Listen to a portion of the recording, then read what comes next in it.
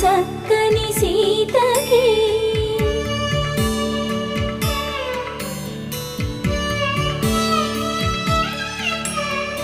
ఎర్ర జాబిలి చేయి రాముడేడని అడుగుతుంటే చూడలేదని పెదవి చెప్పే చెప్పలేమని కనులు చెప్పే నల్ల పూసైన